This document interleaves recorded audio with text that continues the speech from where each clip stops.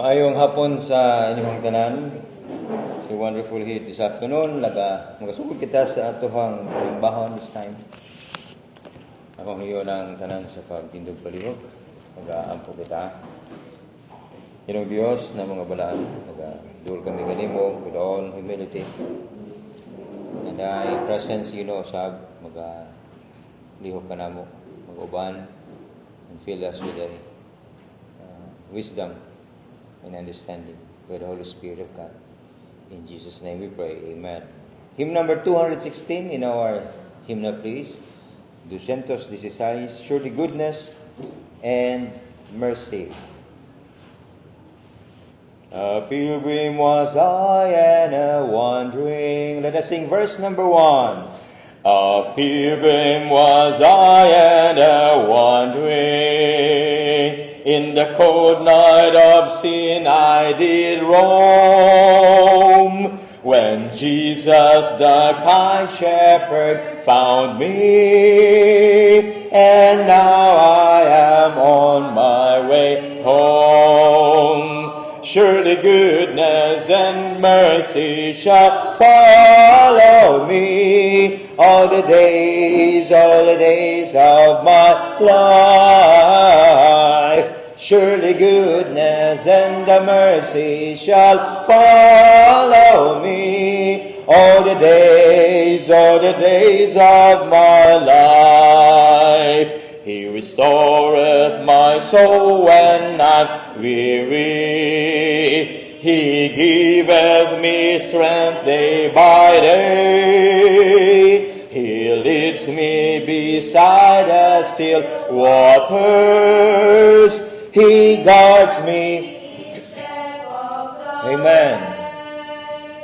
Surely goodness and mercy shall follow me all the days of my life. Surely goodness and mercy shall follow me all the days of my life. Verse 3. When I walk through the dark, lonesome valley, my Savior will walk with me there, and safely His great hand will lead me to the mansions He's gone to prepare. Surely goodness and mercy shall follow me all the days of my life. Surely goodness and mercy shall follow me all the days of my life. And I shall dwell in the house of the Lord forever, and I shall feast at the table spread for me. Surely goodness and mercy shall follow me all the days of my life.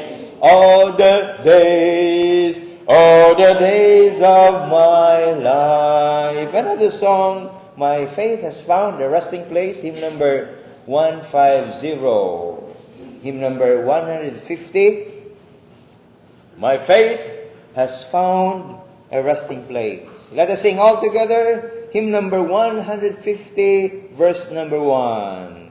My faith has found a resting place, not in device nor creed. I trust in the living one, His wills for me shall plead. I need no other argument, I need no other plea. It is enough that Jesus died and that He died for me. On the second verse, enough for me that Jesus saves these ends my fear and doubt. A sinful soul, I come to Him, He'll never cast me out. I'll need no other argument, I need no other plea.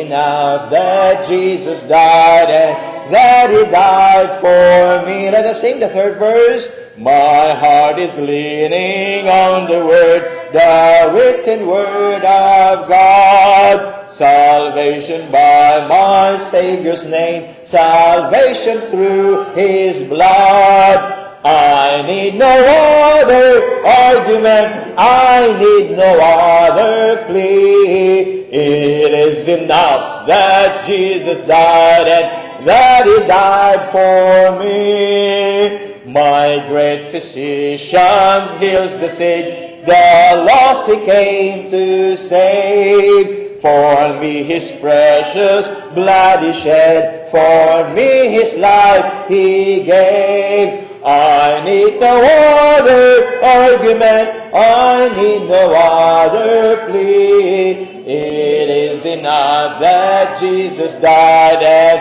that He died for me. Amen. Thank you, and wonderful singing. Those are songs that we have sung, so wonderfully sung. Manglingkod ang tanan palihog. Let me remind this coming Sunday, we have our local church fellowship, and kinitanan will be taking care of our young people ang atohang fellowship. Okay, so let us pray that the Lord will guide us and truly bless us sa mga pag-andam. So still bring your own baon. Bring extra food to share para sa atong fellowship, and let us enjoy nga na diha sa, and as we see our young people preparing under diha sa maong I hope and pray nga they will level up sa pag-andam para niya. Now, this time, kung ginahangyo palihog to come and receive our offering, Brother Justin, please.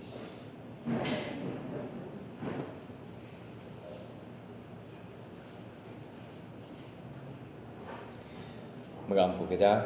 Langit noon, matinudanon ng mga Diyos. Salamat ining higayon. Salamat Ginoo sa dako nga panalangin nimo gibubo kanamo. Dili lamang sa financial, apan sa spiritual, that we live by faith. Salamat Ginoo sa padayon nimo nga pagtagbo sa mong panginahanglanon. And this week, honor Thee in our tithes and an offering as we bless and use this for the furtherance of the work and ministry. In Jesus' name I pray. Amen. Amen. God bless our offering.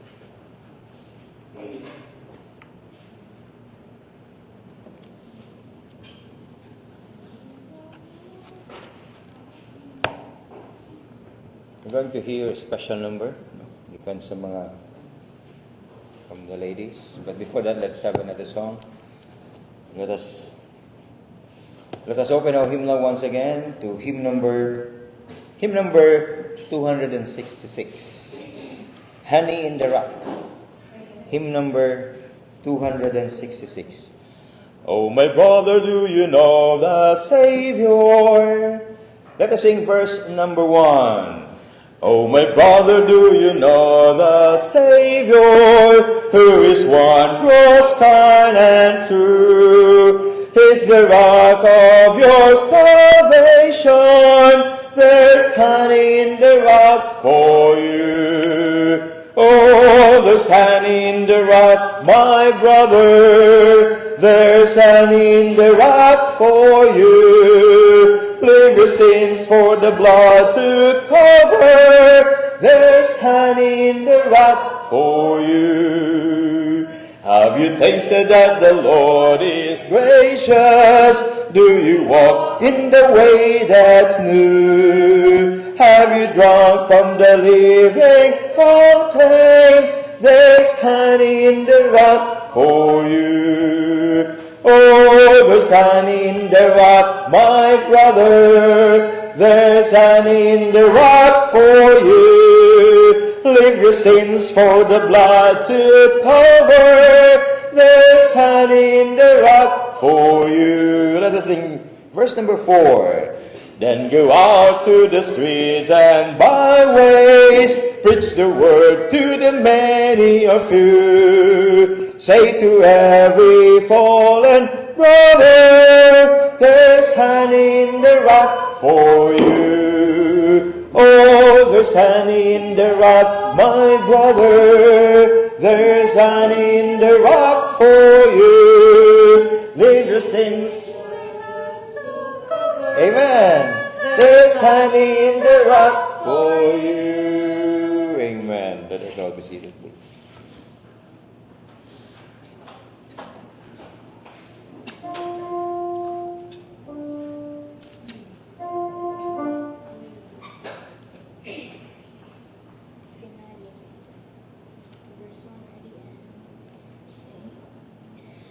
Almighty God, when I behold the wonder of all the world so gloriously arrayed, the sun and moon and every star up yonder, and all the things thy mighty hand hath made, my soul is filled with singing, Lord, to thee.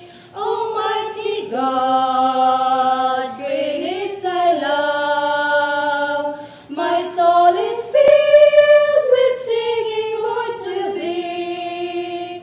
Almighty God, great is thy love. O loving God, when I behold the forest and know that thou hast planted every tree, in memory's eye I see a tree on Calvary, where thy dear Son was crucified for me. My soul is filled with singing, Lord, to thee. Almighty God, great is thy love. My soul is filled with singing, Lord, to thee. Almighty God, great is thy love. When mists of time have like a vapor vanished, and all the saints are gathered round the throne, we'll sing thy praise while ages roll unending, and worship him who did for sin atone. My soul is filled with singing, Lord, to thee. Almighty God, great is thy love. My soul is filled with singing, Lord, to thee. Almighty God, great is thy love. My soul is filled with singing, Lord, to thee.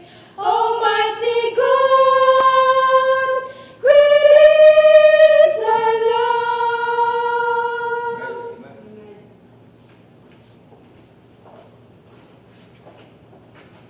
Thank you, ladies.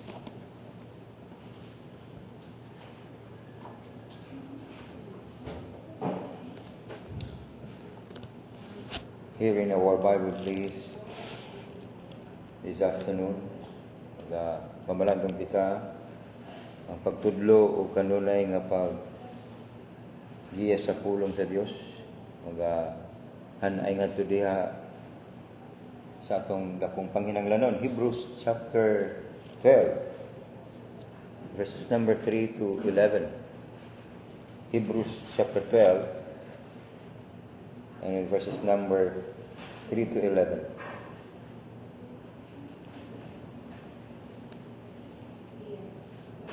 Verse number 3, for consider him that endured such contradiction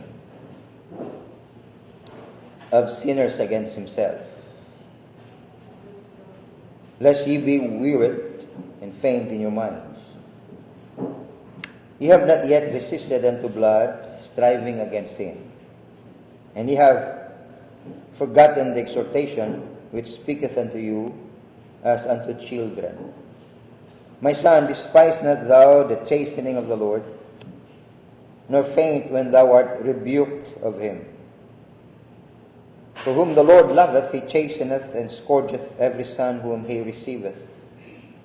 If ye endure chastening, God dealeth with you as with sons. For what son is he whom the Father chasteneth not?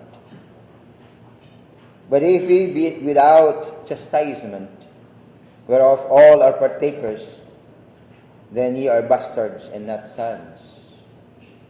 Furthermore, we have had fathers of our flesh, which corrected us, and we gave them reverence. Shall we not much rather be in subjection unto the Father of spirits, and live? For they verily for a few days chastened us after their own pleasure, but he for our profit, and we might be partakers of his own holiness. Now, no chastening for the present seemeth to be joyous, but grievous. Nevertheless, afterward it yieldeth the peaceable fruit of righteousness unto them which are exercised thereby. Among Ginoo matinud-anon nga Dios, we commit unto our study, and thine admonition may saturate our hearts. May we lean upon and give thee, O Lord, great honor and praise. In the mighty name of Jesus we pray, amen. For previous Sundays, nakatunan nato kaning tentasyon o trials. No? Or you may say trials and temptation. When the Bible teaches us, especially what God had said in the New Testament, and in James even wrote this, nga layo ragyod kaayo sa gina-expect sa tao, or even as Christians, when we are under pressure, when we have trials, when we suffer of many afflictions. Kaya ni James sa James 1, count it all joy when we fall into diverse temptations or trials because of God, para mas mapalig-on kita. So mo ka na sumbanan sa pagsulay sa atong pagtuo. Sumbanan nga to diha sa pamalig-on sa atohang pagtuo. Now here, ato makitaan nga nagahatag pud kini siya higaligson o pasensya. Okay? Nagapanday nga to diha sa atong pagtuo kining pasensya, as what James tells us in chapter 1 verse number 2. My brethren, count it all joy when ye fall into diverse temptation, because when our faith being tried, it will always produce. Mubunga siya, resulta siya sa mas hilabihan pang pasensya as we live in this life filled with temptations, or there are trials intended for us to grow faithfully. O gingon ni James in verse number 13, let no man say that when he is tempted of God, for God cannot be tempted with evil, neither tempteth he any man. So kung ang tao ginatintal, diyan na ang proseso nga din, when he is drawn away, ginabira siya, ginadalas siya, drawn away, kasabot niya na, gina-entice. Okay? Nagakaibog ikaw. And that is our desire, the desire sa atong lust. Gumikan nga sa atohang pagkatawhanon. No? Apa lang Ginoo, naghatag ka na to diya sa pagsulay, isipanak sa Dios, why? Ano man? Anong kinanan pa magsulayan si Ginoo? Ever since, bisan pagani ang atohang mga unang ginikanan, na po sila pagsulay nga to diha. Nga diha na gani nga ilang na sinati na dungog ang the very words or faithful words sa ilang Dios. Yet gisulayan gyapon, no? So that ang atong pagtuo sama niya na mamugawas ang kalidad sa atong pagtuo. It is whom God proved through trials and testings. Dili ka na siya aron nga pangitaan kita o mali o muproduce kita kanang ang ato ang evil potential. No? Dili man na sama ang resulta nga gusto sa Dios sa atong kinabuhi, but for us to aim what is right and to follow God's righteousness. Now, sa matag pagsulay, no? Sa mga matag trials sa atong kinabuhi, many of us, tagsa-tagsa ka na to, makita na to, og masinati na to kung unsa ka matinudanon ng pulong sa Dios. Ang ni James, ang giyon ni Kristo Jesus, ang giyon ni Apostol Pablo. Now, it proves kung unsa ka matinud-anon o tinuod ang pulong sa Dios, ug mo po na ang higayon that we can be able to faithfully witness the testimony of God's power, the testimony of God's strength nga nagalihok nato diya sa ato individually. In your life and in my life, the way we overcome sin. No? Sa pagdaog nato diya sa sala. Now, mura na siya kung ang maestra muhatag og pagsusulit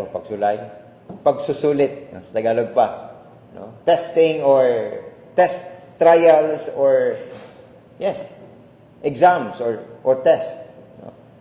In the previous study or lessons nga iyang gihatag, gusto niya nga makit-an ang iyang mga estudyante nga nakabalo sa iyang gitudlo. The same thing with God. So when a teacher muhatag ani siya og test sa eskwelahan, it is to prove nga ikaw ang estudyante dili ingon nga i-prove sa maestra nga wa kay nahibaw-an. Sama na testingan do natin kung makapasa ba ni. Dili man na mo ang tumong sa test, di ba?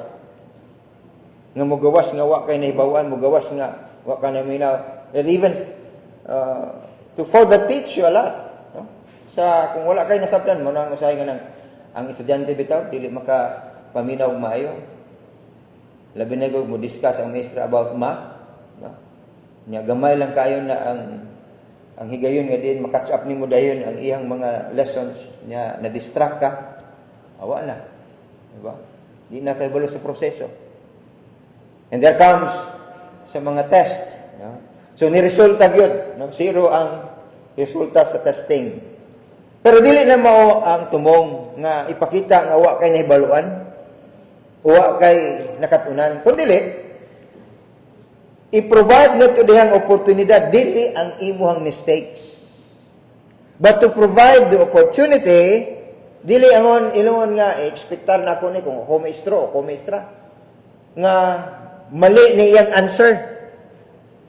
But testing or test, nagapasabot ka na siya nga adunay areas nga kinahanglan nimo kung di man ka nakatubag niya na, wa man ka nakatubag og tama, that area of study kinahanglan pa nimo mas dugangan pa ang pagtuon, di ba? Mo po na usay kung makita nato kung na kay ginahimo nga butang, di pa na dayon ingon ako tested and proven. Pipila pa na ka mga trials and testings. Napanay ginatawag nila nga model, napanay ginaingon ko man nila nga pampamalan ni siya kanang how do you call that? Prototype, diba? Dili gid siya ingat mo na nang superb nga quality, kung kinahanglan pag-improvement, no? So kung adunay formula ang usa ka mitag chemist engineer, maghimo ka na nga formula, dili na dayon niya makit-an kung unsa iyang gina-formulate kinahanglan pa na moagi og testings. A series of many failures. Pinagi niya na nga mga testings.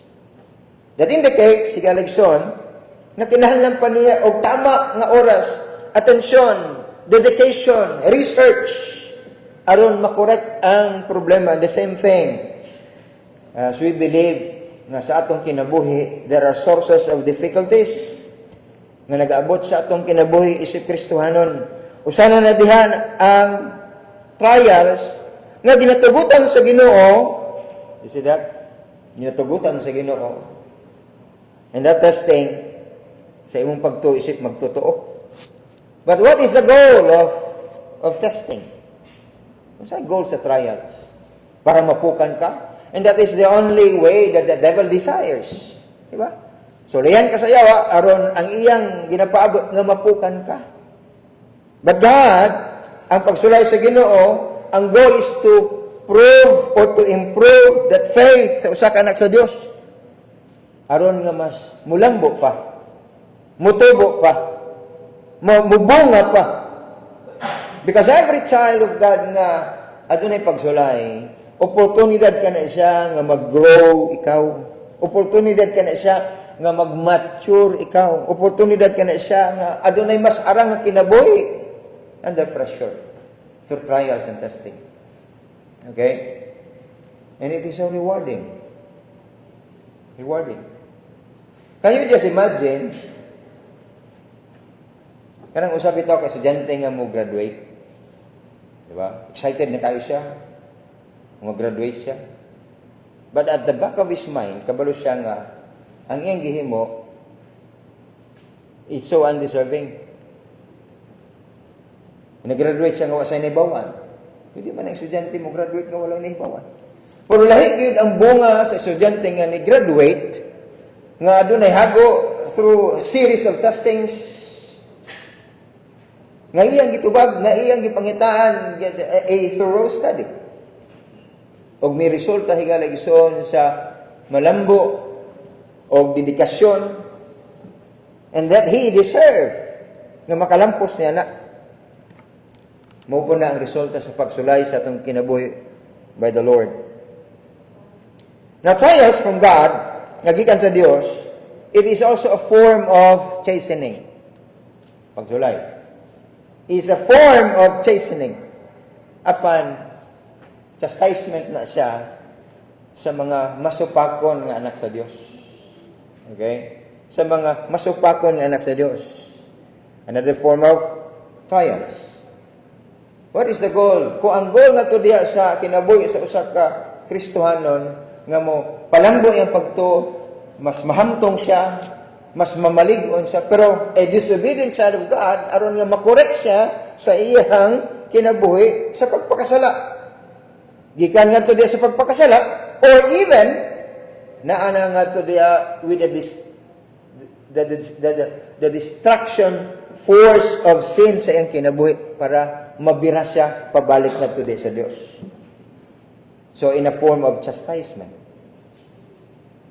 Now, trials also nga nagaabot sa atong kinabuhi because we all know nga wa pa man kita sa langit.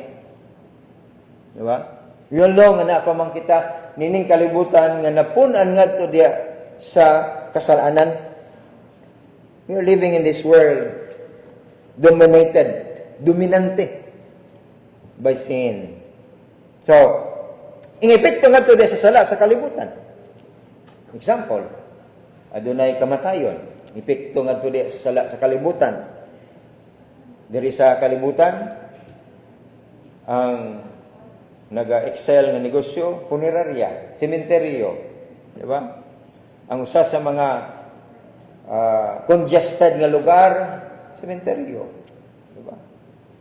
Okay? And death is so passing by all the time because it comes because of sin.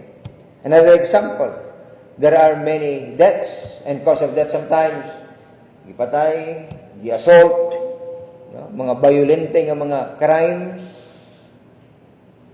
In some part of this world, adunay ginatawag nila nga genocide, no? Adunay linibo ginatos, usa ka village. Usa hinungdan ang interest ngadto diha sa a greedy heart sa usa ka tawo. There are diseases. So, ang hinungdan ni Galigson, as we live in this world with sinful men, okay? Kung adunay mga sakit, nag-abot nga to diya sa tao, even randomly affected, the sources, epekto nga to diya sa sala ning kalibutan. No excuse. Diba? There are even neglects, there are accidents because of sin, caused by sin. Kining tanan ni Galigson, sa imong kinabuhi, kumpara nga to sa kinabuhi sa dili magtotoo, nag-usab. No?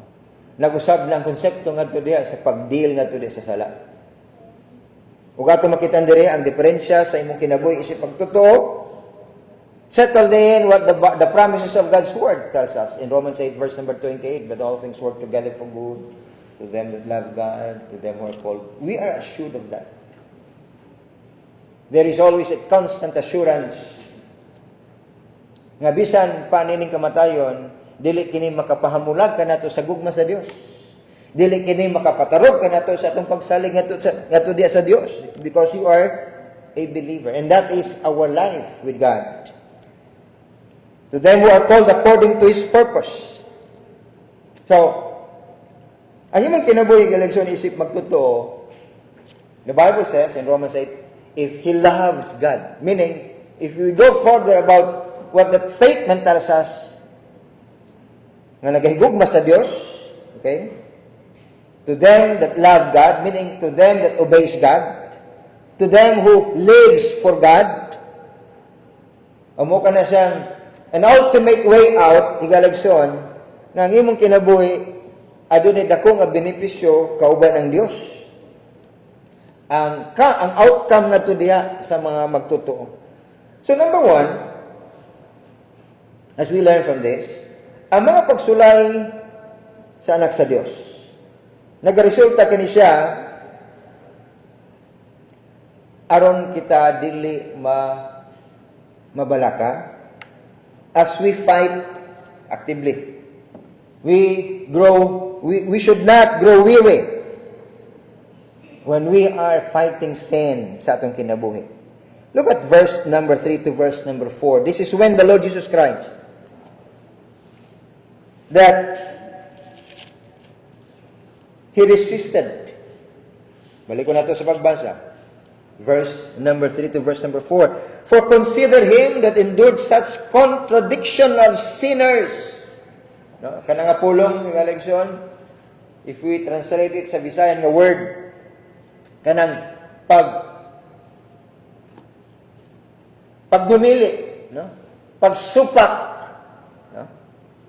Pagkig-away, that Christ endured. He endured great hostility, contradiction. Ano man, He opposed over sin. Yang giaway ang sala. So he got offended, or ang mga tao nagdumot ngadto kaniya tungod kiyang gidumtan ang sala. Okay? Dagang kanila Galigson, and they did that so to kill Christ. And in verse number 4, mo kini ang attitude, ye have not yet resisted unto blood, striving against sin. Mo kining giingon, mo kining gihimo ni Kristo Jesus, and this is the attitude when we are fighting sin sa atong kinabuhi. And that admonish us to keep fighting sin even it tends to kill us. Isa pagani Galigson sa tumong niyan na mupatay ka nato. Kimoning gihimo ni Kristo Jesus. Gipamatukan niyang sala og daghan na matok kaniya, daghan nagdumot kaniya tungod iya hang giaway ang sala. Ang mga magtotoo nga mga Hudiyo sa book of Hebrews. And it addresses there, nga diin, paminaw nila, gikapoy na sila, paminaw nila, baraka na sila. They were tired and weary at the verge of quitting sa ilang kinabuhi. Why? Di na sila ganahan nganing they live under pressure. Pressure of sin and pressure to live under trials. But look at here in chapter 10 and in verse number 32 to 36. And the Bible says, "But call to remembrance the former days in which, after you were illuminated, ye endured a great fight of affliction. Partly, whilst you were made a gazing stock both by reproaches and afflictions, and partly whilst ye became companions of them that were so used. For ye had compassion of me in my bonds, and took joyfully the spoiling of your goods, knowing in yourselves that ye have in heaven a better and an enduring substance. Cast not away therefore your confidence." Cast not away. Kasabot niya na, kupte. Stay there. Okay? Stay put. Cast not away therefore your confidence, which hath great recompense of reward. For ye have need of patience, that after ye have done the will of God, ye might receive the promise. You might receive the assurance of God. Note here in chapter 10, verse number 37, yun dire, "For yet a little while, and he that shall come will come and will not tarry. Now that the just shall live by faith." All of this, it is not by the things you have said and done, or established, or owned, or possess, that makes you to live by faith, but only faith in God. "But if by any man draw back, my soul shall have no pleasure in them." So daghang hinungdan ni Galigson nga moatras kita. Musurrender kita. Daghang hinungdan nga muhunong kita. Mo-draw back kita. Magduwa-duwa kita. Because along the way, gusto nato muhunong sa pagbisog sa sala. Gusto nato muhunong ato diya sa pakigbisog sa tentasyon. We just wanted to yield. And yielding to temptation is sin. We give up.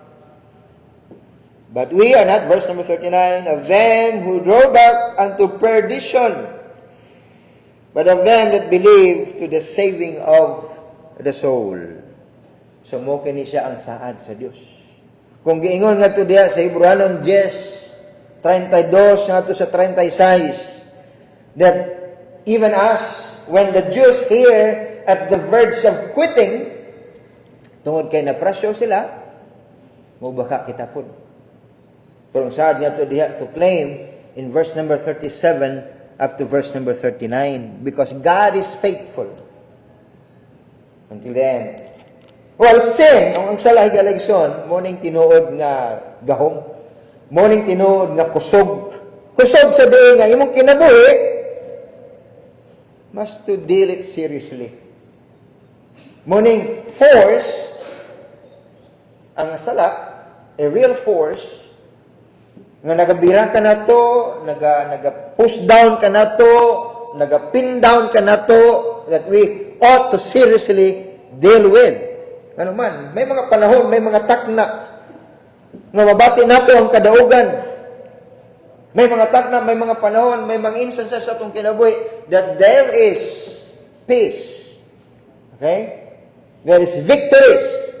Pero, if we feel na murag hapsay lang ang tanan, apang taod-taod di galigson, pag-abot ngani sa tentasyon, we ought to deal it seriously.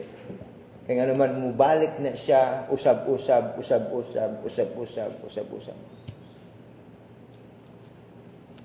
Muna ang serisyon ang pagdala o pagpakigbisog niya na.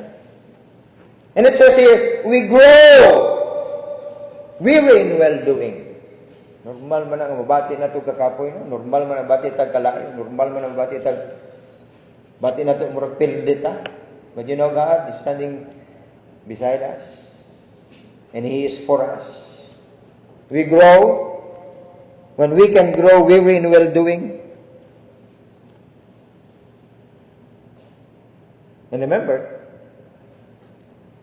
the source of most trials is sin. Okay? By nature, we are all sinners. O kana nga nature, nagpabilin pa na kanato karon. O kasagaran sa hinungdan sa tentasyon, higalagisyon, kasagaran ni hinungdan nga to dia, even in our trials. Nakoy pagsulay karon, nakay pagsulay karon. Kung nakatunan man nato ang pulong sa Dios, nagadala ka nato sa pagsulay, aron mamold kita, mahamtong kita. But let us see it all together, nga ang sala, ang source sa sala, o ang source nga to diya sa pagsulay, hinungdan pod ang sala. At times, ang sala, ang trial sa galigson sa itong kinabuhi, it causes by ourselves. Kita hinungdan. This very nature. Kining naa ka nato, nga for centuries we've been fighting for. Diba? And probably, kasagaran ng mga pagsulay, nga na kanato, na nag-abot kanato, we always blame the devil. Yes, indeed, the devil oftenly attempts to destroy us, to defeat us. Wa magulain dili ang yawa, maniguro man na siya nga kung sulayan kita, di siya ang madaog, di siya mapildi. Ikaw ga po ang mapildi. You are so determined that when he approached Jesus Christ, siya madaog. O gani, wala man ma-record nga to sa Bible. When Jesus Christ died on the cross, piting lipaya sa yawa, no? Diba? Kita niya si Kristo Jesus na nag-antos, nagpakasakit dito. Nagpatulo sa iyang dugo. Nakita niya nga itong pagtamay sa tao, piting buhakak niya, piting mingon siya, daog na ko! No? Daog na ko! But until the end, nag-claim, nakita niya nga gilubong, nag-claim gihapon ang yawa, nga daog na siya. Ayang paniguro, nga wala na ilain nga maka tarog niya na, kay gilubong na good. But at his surprise, nabanaw si Kristo Jesus. Wala naman na niya ma-anticipar. Wala na niya maandaman. Sabi nagdaog na siya. Tuwa di ay ang iyang dakong kapildihan. When Jesus Christ was resurrected from the dead.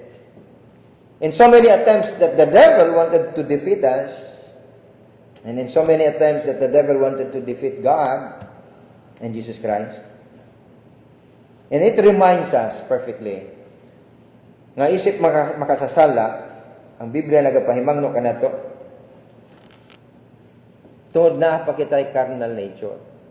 Naa kini ang karnalidad na to.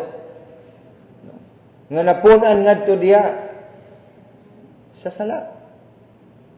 Nga naka-uyunan ang sala. So for a moment, kung itong una-unaon, kung ang tao o mayroong tag, na may mga studies like they study human philosophies. Okay? And they studied it. Ang ilang approach is that ang tao adunay potential to do good. Okay? It is just a little spark na mugawas ka na siya. Because man is basically good. Mo nang philosophy sa tao, ha? Okay? There is out of the way nga giingon nga to sa Biblia nga ang tanan makasasala, ang tanan nakapsan o gimay sa Dios, ug ang tanan giingon sa Bible walay matarong. But philosophies of men would say ang tao basically maayo. Okay? Just a small spark of his divinity o mahitabo lamang ka na siya, no? Kung imong tagaan og oportunidad ang tao maghimo og maayo o maghimo siya og maayo, mugawas ka na siya. Munang philosophy sa the study of philosophies of men. Pero ang tao, Alexon, in many a times sa tao, just to justify himself, but to cover up sa iyang failures. It is just to cover up sa iyang failures. May nga karhagaran yun nato madungog. Sa ilo, nagod nato na, sabdo na lang yun nato na kay tao raman. No? Makasala raman. Okay? Nga kung unsa ka anak sa Dios makasala, regardless kung unsa the severity of his sin, maingon sa kasagaran, just to cover up his failures, tao ra po na siya. No? Kung makapasaylo ka, ang Dios makapasaylo, ikaw baka di makapasaylo. No? That is, when the attempt is to cover up sa iyang failures. Apan ang Kristiyano ni Galexon dapat punan nato sa pagsabot that the carnal nature of man always capable of doing things wrongfully. Nga design nga to sa paghimo og dili maayo. Kanang oportunidad is not the opportunity to do good, but the opportunity to sin. Because man is more of his will. Ang iyang kabubuton, ang iyang desire, inclined to commit sin. Kung ang tao, taga-amog tiyan sa Galexon, no, kanang carnal man ba? We're talking about the carnality of man. And he will always incline to do perverted things. No? Karon ang tao gani.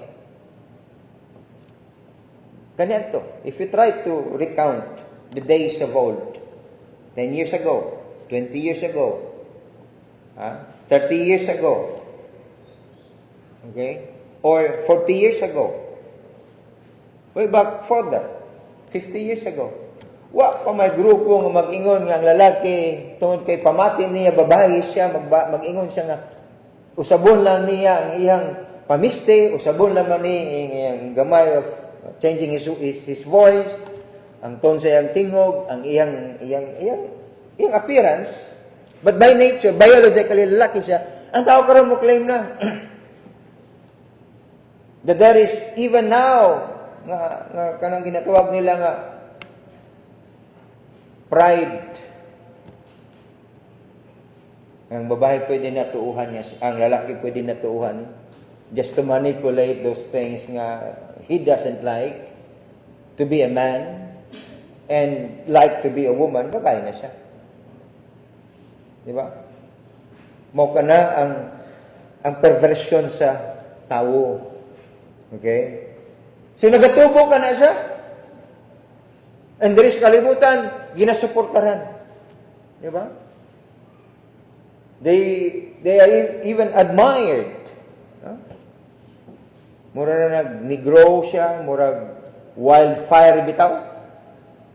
Na dili na mapunggan in our society. Na dunay gina-normalize na niya ang usa ka perversion. Now, munang usa sa mga ehemplo Galexon sa karnalidad sa tao.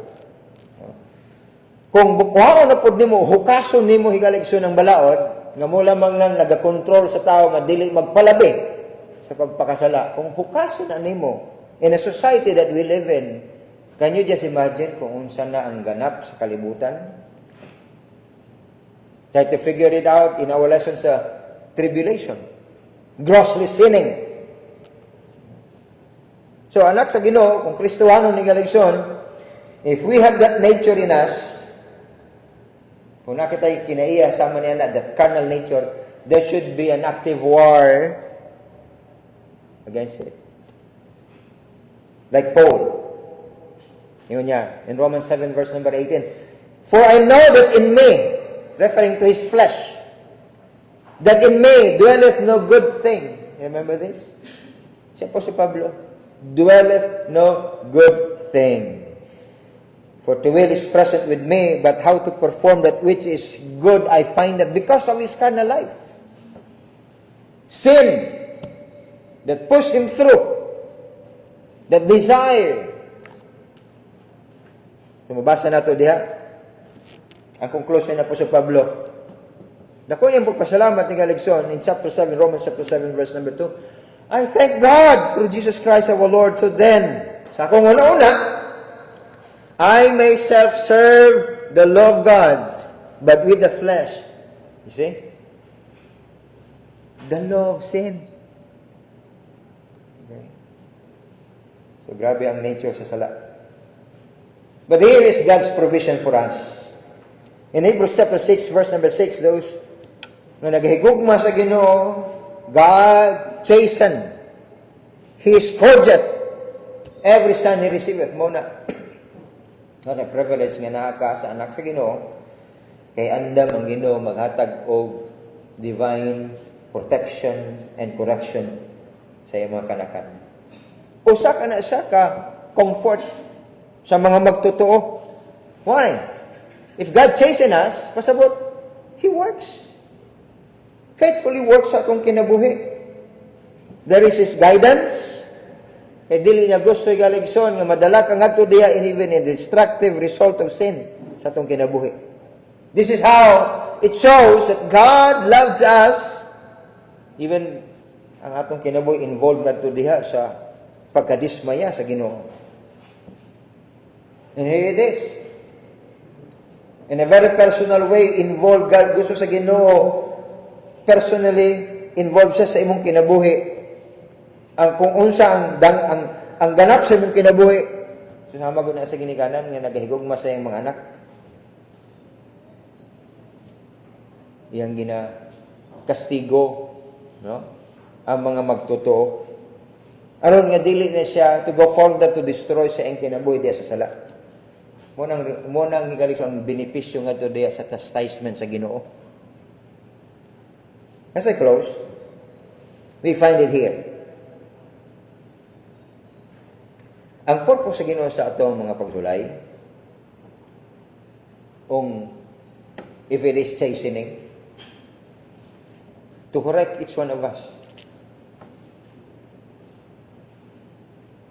To give us a right direction sa atong kinabuhi, because God knows perfectly that we are sinning believer. To correct every sinning believer. Di niya tugutan nga mas mulalom pa, mas matuhog pa ang epekto ngadto diha sa sala sa imong kinabuhi. And remember this. Nganong naay mga pagtagad niya na sa atong kinabuhi that God doesn't allow us to go deeper into sin. Kay mismo gani ang kabalo ang Dios nga adunay sala that will even result ngadto diha sa kamatayon. Kung wala man diri specifically giingon ngadto diha kung unsa nga particular sin, apang giingon niya ang sala that will eventually lead us to physical death. Kung ang tao Galigson mulikay sa paginulsol, kung ang tao, kung anak sa Ginoo mulikay ngadto diha sa pagpakig-uli ngadto diha and to set things right before God. Pagtalikod ngadto diha sa sala. So ang chastisement sa Ginoo nga ihatag ngadto diha kaniya to correct him, even at some point Galigson, that leads even sa iyahang kahagbungan, his own destruction. Remember Paul? That he recommended that young person who involved sa sexual sin, kung dili siya magtalikod niya na, ilang isurrender nga to sa yawa for the destruction of his flesh. Ang severe it is, kung resulta nga to sa sala nga, dili ka maghinulsol. Now, the point is here. Kung makabot na nga to sa punto Galigson nga imong kasing-kasing, isip rebelde nga to diya sa tubangan sa Ginoo. Nga imong kasing-kasing nagrebelde that you refuse to deal with that problem, then it is of our loving God, He's the one to stop us. Okay. Sa atong kinabuhi. Kasabot niya na, He doesn't want us to be defiled. Di niya gusto nga ibutang nga to diha sa kahimtang nga din. It will continually magadaot nga kanimo. This is how God take care of His people. This is how the Lord take care of you. Because God indwelt in us. Usahay, ang dako nga posibilidad ngadto diha sa imong kinabuhi. Gitagaan kita responsibilidad even to get in love ngadto diha sa mga pagpasidad sa Dios. Even at times when God dealt with us seriously to charge against sin, then we ought at any form deal against it. Okay? Deal against it. And it is when trials and chastisements nag-abot ka na to purposely to let God, when God wanted us to sanctify us in an everyday basis sa atong kinabuhi. And I hope we be able by the grace of God ma-appreciate nato ang pagkamatinudanon sa Dios sa atong kinabuhi. Manindog kitang tanan palihog. Ginong Dios, ug amo ang langit nga amahan. Among pagdayo ug pagpasalamat ng imong balan ng pulong nagasaysay pa og ayo and things that we need to know and determine sa among kinabuhi as your perfect will, your desire, your design for us. Aron mamahimo kaming mas hamtong pa, mas malig-on pa, mas magkinabuhi ngadto diha adlaw-adlaw sa pagpamatok sa sala na tuyil. Anyway, pasalamat kami Ginoo nga nag-abot ka namo ang mga pagsulay lamang sa tumong ni ana, makita namo ang pagtubo, ang resulta ni ana as you desire for us. Bless your people and the word that will continue to guide us as the basis of our faith, as the basis of our life in making decisions nga haom nga to diha sa imong kabubuton. Kini among ginampo sa ngalan ni Kristo Jesus sa among Ginoo ug tumong maluluwas. Amen and amen. May gabi kaninyong tanan.